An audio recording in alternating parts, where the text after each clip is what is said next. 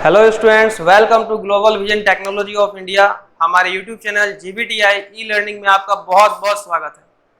चलिए आज हम लोग का जो है 11th का फर्स्ट चैप्टर सेट्स के बारे में पढ़ेंगे कि सेट्स एक्चुअली होता क्या है, इसके डेफिनेशंस प्लस इसके कुछ एग्जांपल्स, दैट मीन्स इंट्रोडक्शंस पढ़ेंगे बस कि सेट एक्चुअली होता क्या है। देखिए स्टूडेंट, सेट्स जो है हमारे मॉडर्न लाइफ में बहुत सारे ऐसे भी सेट्स का यूज हम लोग करते हैं, खुद से भी करते हैं, जैसे कपड़ों का सेट्स हो गया, मोबाइल सेट्स हो गया, है ना, और भी बहुत सारे सेट्स, सबका सेट्स वर्ड का यूज हम लोग अपने मॉडर्न लाइफ में भी बहुत ज़्यादा करते हैं। तो मैथमेटिक्स में एक्चुअली इसका डेफिनेशन क्या होता है, how can you define set in a mathematics. यहाँ देखिएगा, a set is A set in mathematics is a collection of well-defined and distinct objects. इसका मतलब ये हुआ, a set is a collection of well-defined and distinct object। मतलब ये हुआ कि distinct objects जहां से well-defined objects हमको जहां से मिलता है वही सेट्स कहलाता है। सारी बातें इस एक लाइन में ही छुपी हुई है। अब ये डिस्टिंक्ट ऑब्जेक्ट क्या है, well-defined ऑब्जेक्ट क्या है, हम कैसे समझेंगे? तो चलिए हम कुछ एग्जांपल्स ले लेते हैं जिससे हम लोग को क्लियरिफाई हो जाएगा कि सेट्स होता क्या है। मान लीजिए स्टूडेंट्स, आपके क्लास में 10 बच्चे बैठे हैं और मैं कहूँ a collection of all students in your class. तो आप कहिएगा कि सर क्लास में 10 बच्चे हैं, हम 10 को हम लिस्टिंग कर सकते हैं। तो यहाँ से आपको वेल डिफाइंड ऑब्जेक्ट मिल गया। The rivers of our India, हमारे कंट्री में जितने सारे रिवर्स हैं उसका भी लिस्टिंग कर सकते हैं। वेल डिफाइंड ऑब्जेक्ट हमको वहां से मिल रहा है, तो ये सेट्स की कैटेगरी में आएगा। All the days in a week, all the months in a year, है ना। अगर मान लीजिए ईयर में जितने सारे मंथ्स होते हैं, जनवरी टू दिसंबर, अगर हम चाहें तो उसको लिस्टिंग कर सकते हैं। वेल डिफाइंड ऑब्जेक्ट हमको वहां से मिल रहा है, तो आप कह सकते हैं कि ये सब सारे सेट्स की कैटेगरी में हम लोग रखेंगे। देखिए कुछ एग्जाम्पल्स हम यहाँ दिए हुए हैं, थोड़ा सा एग्जाम्पल है, आप और भी एग्जाम्पल्स आपको मिलेगा, बुक्स में जाइएगा तो एक्सरसाइज में भी क्वेश्चंस मिलेगा आपको। यहाँ पे देखिएगा student, the rivers of India आपसे पूछा जा रहा है, रिवर्स ऑफ इंडिया सेट्स की कैटेगरी में आएगा कि नहीं आएगा। ठीक है स्टूडेंट्स, देखिएगा रिवर्स ऑफ इंडिया जो है, रिवर्स ऑफ इंडिया को हम लोग सेट्स की कैटेगरी में रखेंगे कि नहीं रखेंगे? तो आप सोचिए क्यों रखेंगे और क्यों नहीं, जस्टिफाई कीजिए खुद से। अगर हम देखें कि रिवर्स, सारे रिवर्स को हम चाहें कलेक्ट करना, तो गंगा रिवर्स है, यमुना रिवर्स है ना, गोमती रिवर्स है, बहुत सारे रिवर्स हैं। ऐसा नहीं है इनफाइनाइट रिवर्स तो है नहीं, अनंत नदियां तो नहीं है, एक लिमिटेड नदियां हैं हमारे कंट्री में, हम चाहें तो उसका आंकड़ा निकाल सकते हैं। तो यहाँ से आपको well defined and distinct object मिल रहा है, तो ये जो है सेट्स की कैटेगरी में हम इसको रखेंगे। नेक्स्ट एग्जांपल देख सकते हैं आपके पास, set of all natural numbers. तो इसकी भी कलेक्शंस आप निकाल ही सकते हो। मालूम होना चाहिए आप लोगों को, इससे जो नेचुरल नंबर होते हैं 1 से स्टार्ट होते हैं और इनफाइनाइट तक जाते हैं, लेकिन कलेक्शन तो मिल रहा है ना नेचुरल नंबर का, ये भी जो है सेट्स की कैटेगरी में आएगा। नेक्स्ट एग्जांपल देख सकते हैं, सेट ऑफ ऑल इंटीजर्स। सभी इंटीजर्स का अगर हम कलेक्शन करें तो भी हमें एक वेल डिफाइंड सेट्स मिल सकता है, वेल डिफाइंड कलेक्शंस मिल सकता है। जैसे आप लोगों को पता होना चाहिए कि इंटीजर्स आर ऑफ 3 टाइप्स होता है, negative integers, zero integers and positive integers. तो इसको हम भी सेट की कैटेगरी में रख सकते हैं। Set of all rational numbers, सारे रैशनल नंबर्स का भी कलेक्शन हम मिल जाएगा, हमको वेल डिफाइंड कलेक्शन मिल जाएगा। जब सारे वेल डिफाइंड कलेक्शन मिल जाएगा रैशनल नंबर का, तो भी इसको सेट की कैटेगरी में रख सकते हैं। लास्ट एग्जांपल्स दिया हुआ है, set of all real numbers. Students आप लोगों को पता होना चाहिए रियल नंबर रैशनल और इरेशनल नंबर्स होते हैं, तो ये भी सेट्स की कैटेगरी में आएगा। तो ये डेफिनेशन को सेटिस्फाई कर रहा है, जैसा कि मेरा डेफिनेशन कह रहा है, set in mathematics is a collection of well defined and distinct objects. तो यहाँ देखिएगा, यहाँ से ये जितने ये 4 स्टेटमेंट आपके सामने जो दिया है, ये चारों स्टेटमेंट इस स्टेटमेंट को, डेफिनेशन को सेटिस्फाई कर रहा है, इसलिए सेट की कैटेगरी में आएंगे। आपके मन में क्वेश्चन आ रहा होगा कि सर जब ये तो सेट्स तो समझ में आ गया, तो कौन से ऐसे कलेक्शंस होंगे जो सेट की कैटेगरी में नहीं आएंगे। चलिए हम लोग आगे बढ़ते हैं।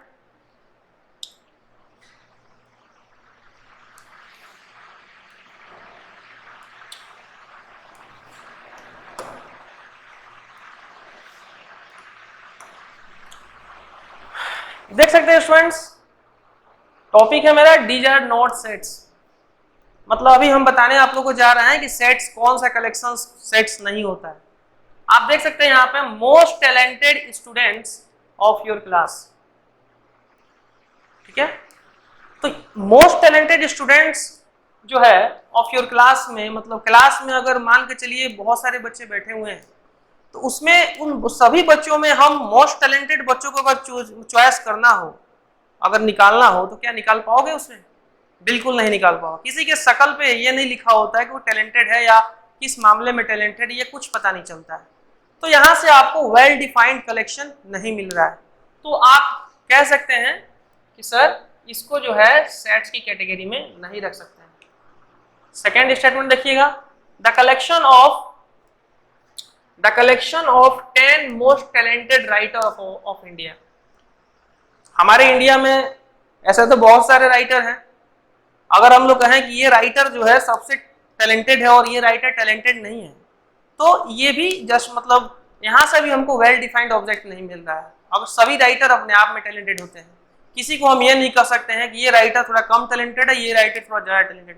मतलब इस स्टेटमेंट को रीड करने के बाद आपको ये पता चलता है कि यहाँ से हमें एग्जैक्ट और वेल डिफाइंड वैल्यू हमें नहीं मिल रहा है, वेल डिफाइंड ऑब्जेक्ट नहीं मिल रहा है, तो कहेंगे कि इसको भी हम सेट की कैटेगरी में नहीं रख सकते। अगला example students, A collection of most dangerous animals of the world. देखिए स्टूडेंट्स, ये बहुत ही अच्छा क्वेश्चन है।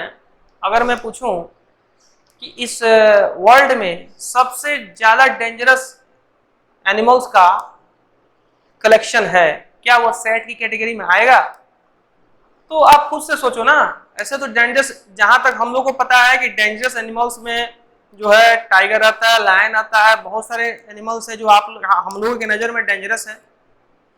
बट कुछ ऐसे भी एनिमल्स हैं जो होते तो बहुत छोटे हैं, जो हमारी नजरों में उनकी जो वैल्यू बहुत कुछ नहीं होती है, फिर भी वो बहुत ज्यादा डेंजरस होते हैं।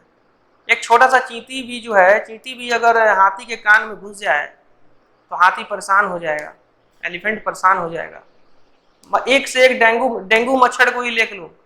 मच्छर जो है अगर काट लेगा डेंगू मच्छर, तो बीमार पड़ जाता है लोग, कई बार तो मर भी जाता है लोग, उसका ट्रीटमेंट अगर सक्सेसफुल नहीं हुआ तो छोटा सा मच्छर ही तो काटा है, और है तो बहुत जानलेवा बीमारी जो है हो जाती है, मर जाता है। तो हम क्लियरफाई नहीं कर सकते हैं यहाँ से कि टाइगर ही मोस्ट डेंजरस है, लायन ही मोस्ट डेंजरस है। बहुत ऐसे जानवर हैं जो उनसे भी ज़्यादा डेंजरस है और बहुत ज़्यादा डेंजरस होते हैं। तो यहाँ से भी हमको एग्जैक्ट जो है नहीं मिल रहा है, वेल डिफाइंड कलेक्शन नहीं मिल रहा है, तो हम बोल सकते हैं कि ये भी सेट की कैटेगरी में नहीं आएगा स्टूडेंट्स, ठीक है। तो आप देख सकते हैं स्टूडेंट्स, यहाँ पे ये एग्जांपल्स रहा, ये बात तो क्लियर हो गया होगा कि सेट्स हम किसे कहेंगे और किसे नहीं कहेंगे, है ना। Set is a collection of well defined and distinct object. मतलब आपसे कोई पूछेगा कि बताओ बाबू सेट्स है क्या, तो आपको क्या करना है कि डेफिनेशन जो मैं दिया हूं, डेफिनेशन से आपको कंपेयर करना है। अगर उस डेफिनेशन पर को सेटिस्फाई करता है तो सेट्स है, अगर नहीं करता है तो सेट्स नहीं है। चलिए ये तो जान गए कि सेट्स होता क्या है। इसके कुछ सिंबल्स हैं बच्चों, इसके कुछ सिंबल्स है जिसके द्वारा हम सेट्स को रिप्रेजेंट करते हैं। Symbol of sets, it is denoted by capital letters like ABCD XYZ etc। मतलब ये होता है कि सेट्स को हम लोग जनरली जो है इंग्लिश अल्फाबेटिकल कैपिटल लेटर से हम लोग जो है रिप्रेजेंट करते हैं। जैसा कि आप देख सकते हैं इसमें ABCD जो है कैपिटल लेटर में आपका जो है ABCD आ जाएगा, XYZ, ये सारे जो है सिंबल ऑफ सेट्स होते हैं, ठीक है, सिंबल ऑफ एलिमेंट्स। तो जितने सारे सेट्स हमको मिलेंगे उन सभी सेट्सों में हमको ऑब्जेक्ट का भी हमें कलेक्शन मिलेगा। तो वह जो ऑब्जेक्ट होगा वह क्या होगा, एलिमेंट्स कहलाएगा, उसे हम एलिमेंट्स बोलेंगे। और उस एलिमेंट्स को हम रिप्रेजेंट कैसे करते हैं, सिंबल से, तो स्मॉल लेटर से रिप्रेजेंट करते हैं, ABCD XYZ ETC से, मतलब उसके एलिमेंट्स को। आगे चल के कुछ एग्जांपल से आपको मैं समझा रहा हूं कि इसमें एलिमेंट्स को क्या कहेंगे हम लोग। चलिए स्टूडेंट्स, अभी हम लोगों ने सेट्स के बारे में पढ़ा कि सेट्स एक्चुअली होता क्या है, उसके कुछ एग्जांपल्स भी हम लोगों ने देखा। अभी जो एनसीईआरटी का ये क्वेश्चंस है, कुछ क्वेश्चंस एनसीईआरटी का भी है, आप देख सकते हैं। इसमें करना है which of the following are sets, justify your answer. चलिए फर्स्ट स्टेटमेंट को हम लोग देखते हैं। The collection of all the months of a year beginning with the letter J. तो क्या इस स्टेटमेंट को पढ़ने के बाद आपको वेल डिफाइंड कलेक्शन मिल रहा है? तो देखिए क्वेश्चन के अकॉर्डिंग ये कहा जा रहा है कि वैसे सभी कलेक्शन, मंथ का कलेक्शन करो जिसका बिगिनिंग लेटर जे से स्टार्ट होता हो। तो अब जो लोग जून हो सकता, जनवरी हो सकता है, जून हो सकता है, जुलाई हो सकता है, ये तीन जो है मंथ्स जिसका स्टार्टिंग लेटर जो है फर्स्ट लेटर जे से स्टार्ट होता है। तो यहाँ से हमको तीन लेटर मिला कि नहीं मिला, यहाँ से वेल डिफाइंड हमको मिला कि नहीं मिला। जैसे मान लो जनवरी आ जाएगा, है ना, इसमें स्टूडेंट देख सकते हैं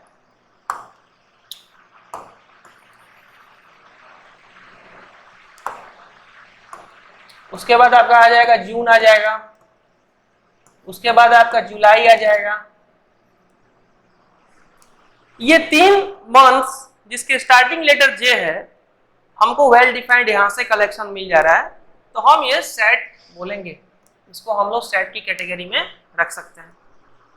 दूसरा स्टेटमेंट देख लीजिएगा, the collection of 10 most talented writers of India.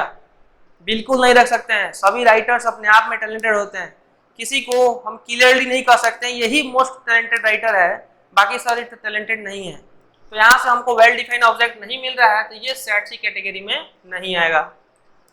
ऐसे करके आपके सामने और भी एग्जांपल्स हैं, खुद से कर सकते हैं। चलिए हम लोग यहाँ देखते हैं एक और question, the collection of all even numbers sets होगा। A collection of novels written by the writer Munshi Premchand. तो मुंशी प्रेमचंद जो राइटर हैं, उनके द्वारा जितने सारे नॉवेल्स लिखा गया होगा उसका कलेक्शन तो हम कर ही सकते हैं। ऐसा तो नहीं है कि हम इनफाइनाइट नॉवेल्स लिखकर चले गए जिसको हम गिन नहीं सकते हैं, बिल्कुल कलेक्शन कर सकते हैं। तो ये भी सेट की कैटेगरी में आएगा। तो बाकी ये क्वेश्चन आप खुद से भी कर सकते हो, ट्राई कीजिएगा इसको। हम आगे बढ़ते हैं स्टूडेंट्स। अभी जो है एक सिंबल होता है सेट्स में, मतलब सेट्स के एलिमेंट्स को जनरली अभी आप लोग जान गए कि सेट्स के एलिमेंट को हम लोग स्मॉल लेटर से रिप्रेजेंट करते हैं, बट एक बहुत ही स्टैंडर्ड सिंबल है जिसे हम लोग कहते हैं साइलोन।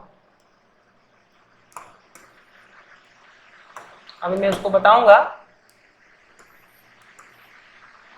ठीक है। इसको जो है, इसका होता है साइलोन होता है।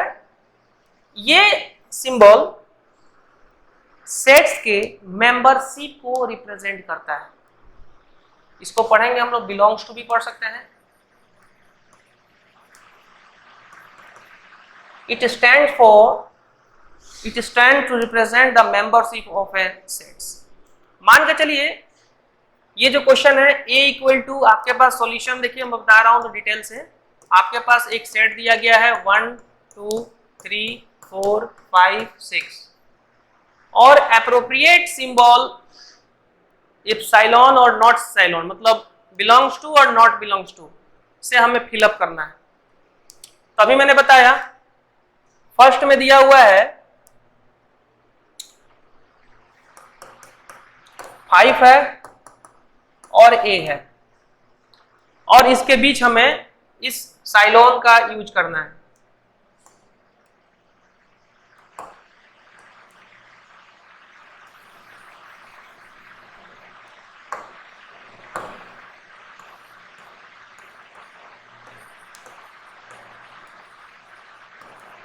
इसको पढ़ेंगे बिलोंग्स टू।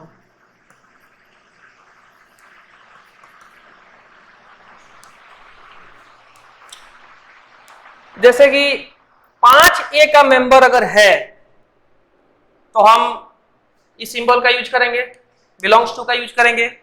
अगर 5A का मेंबर नहीं है तो उसको काट देंगे। जैसे मान लीजिए 5A का मेंबर है कि नहीं है, 5A में है तो हम इसको क्या करेंगे, साइलोन का साइन देंगे यहाँ, बिलोंग्स टू। इसको पढ़ेंगे क्या, रीड एज 5 बिलोंग्स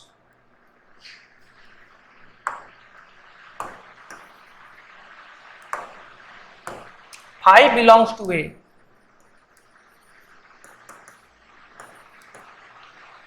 5 जो है ए को बिलोंग्स करता है क्योंकि 5 ए में है। चलिए दूसरा देख लीजिएगा आप लोग, अगर 8 है और इसके बीच हमें सिंबल का यूज करना है साइलोन का, तो क्या 8 ए का मेंबर है क्या?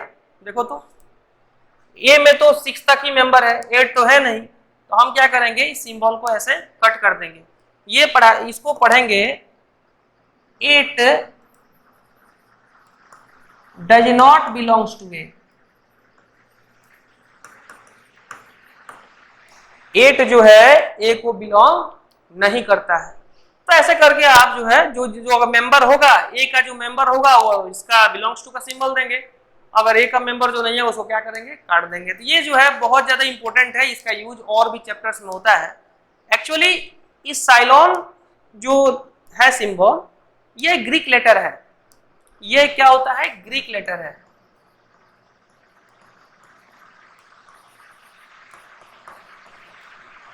ठीक है, यह ग्रीक लेटर है जिसका नेम साइलोन होता है और बिलोंग्स टू, ऐसे हम लोग मैथमेटिकल लैंग्वेज में इसको हम बिलोंग्स टू पढ़ते हैं। And it represent the membership of an sets, मतलब सेट्स के मेंबरशिप को रिप्रेजेंट करता है कि वो जो भी एलिमेंट्स है वो सेट्स का मेंबर है या नहीं है। अगर है तो साइलोन का यूज करेंगे और नहीं है तो काट देंगे उसको। चलिए स्टूडेंट्स, आपको मैं और एक चीज बता रहा हूं, write the following sets in the roster form. ये तो खैर पीछे का टॉपिक है, फिलहाल जो है यहीं तक आज क्लास है। अगले वीडियो में जो है आपको बताया जाएगा कि इसका सेट्स का जो है सो हम रिप्रेजेंटेशन कितने तरह से कर सकते हैं, उसके एलिमेंट्स को हम कितने तरह से हम लिख सकते हैं। ठीक है स्टूडेंट्स, अगर आप लोगों को वीडियो अच्छा लगा हो तो लाइक कीजिए, कमेंट कीजिए, और आगे भी हम लोग इस तरह के अच्छे अच्छे वीडियो रेगुलर बनाते हैं और आगे भी बनाएंगे। Thank you students.